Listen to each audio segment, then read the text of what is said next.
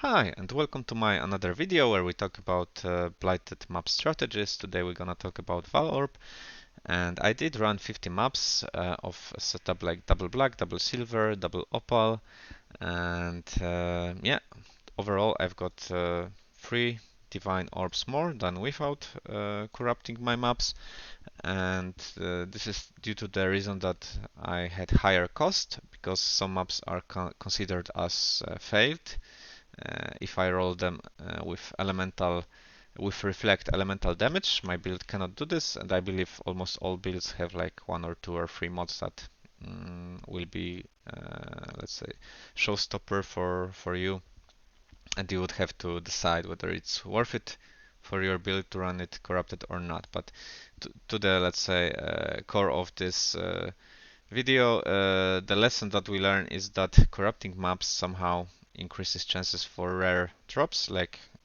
Immortal or Sephiroth, and I feel like it makes the drop of major currency like Divine Orb and Exalted Orb less, right? So if we compare it to our strats, we've got less Exalted Orbs and less Divine Orbs than our non-corrupted strategy.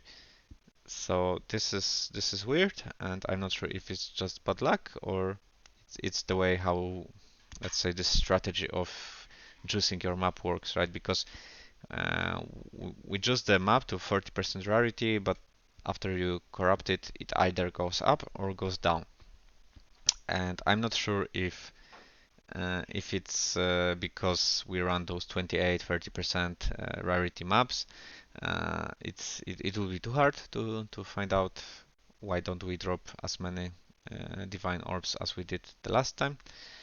But yeah, but with different kind of loot, the ratios are similar. Golden oil is the same, opal oil is more or less the same.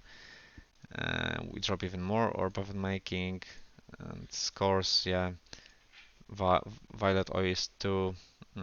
So overall, the loot is very similar, with the exception to the, let's say, high-end items, right? So yeah, so this is how it looks like.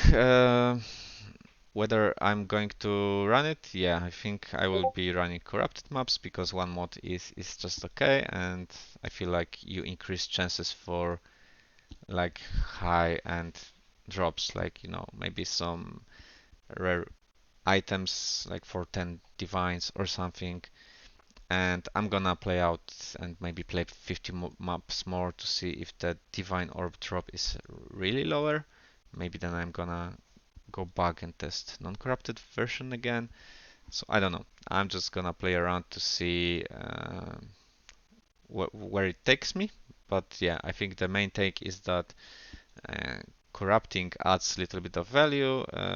This is also due to the fact that we dropped Tainted Oil, but what's really funny is that we dropped 13 Reflective Oil, which is uh,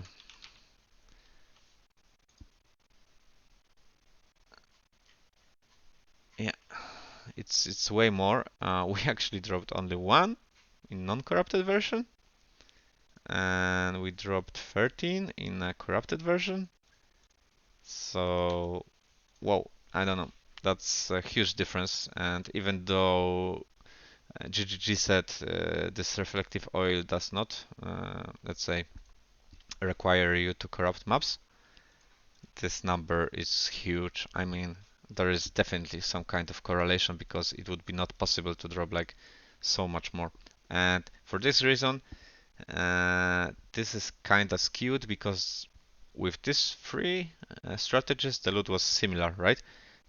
This loot is a bit different because of the cards, because of the reflective oil, because of the taint oil, and it looks like it's less profitable than this one, but the top items included in this are, let's say, mm, lucky drops, right? So didn't want to discard those because you will drop them, and I bet it's just part of the strategy to let's say to capitalize on these lucky drops.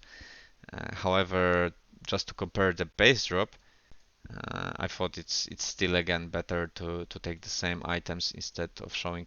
Maybe later I will somehow try to figure out what's the better way to compare the maps and the strategies. But for now, I feel like this is my uh, best idea, and yeah, and I feel like this gives us a little bit of picture that yeah, it's worth to valorp the maps, and uh, you need to expect the failed maps, and even counting like 10% of loss, you are still up, and you get chances to get lucky drops. So yeah, I feel like this is the way.